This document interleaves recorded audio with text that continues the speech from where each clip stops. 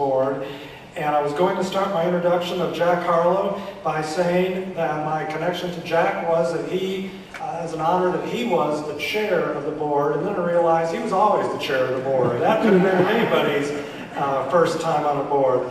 But as I served in that board for 3 years under Jack's leadership, he was my chairman for those 3 years, and he, along with Jerry, and he became synonymous with Big Brothers, Big Sisters. I still, these many years later, I look at Jack and immediately think Big Brothers, Big Sisters. Jack, it is with great pleasure that I am able to present this Big Brothers, Big Sisters Lifetime Achievement Award to Mr. Jack Harlow.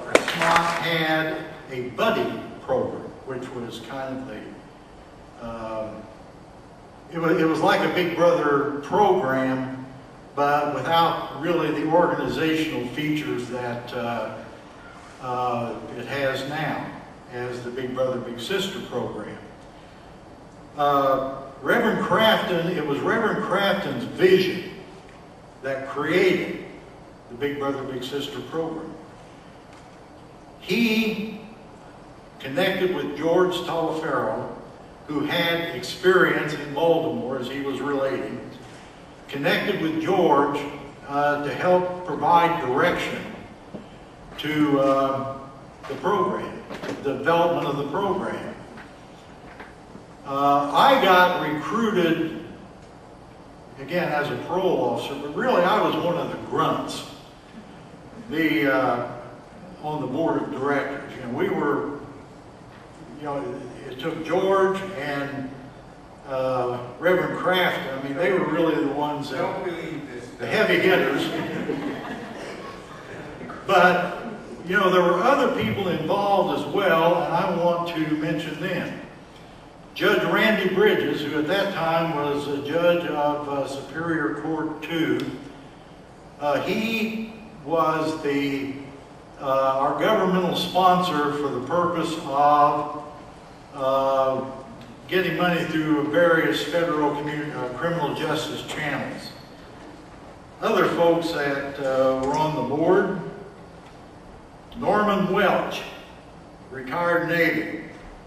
Don Hendricks, a good friend of mine, who came from really a background much like the kids that we were going to serve.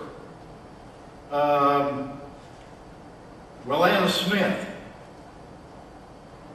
Forrest Cooper, who was the commander of the local state police post. And I will admit that one of our first sources of funds came from Forrest, because they, in those days, some of the clubs had slot machines, and still do.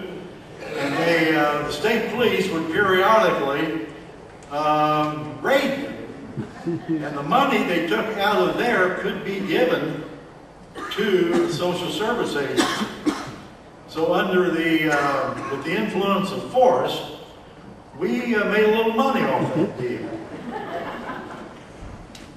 Dr. Jerry Ruff, who I think everybody knows, Dr. Michael Hoffman, Bob Snoddy, Jerry Bales, Tim Ellis, Dave McCrae, Emily Wade, and last but not least, Jack Mulholland.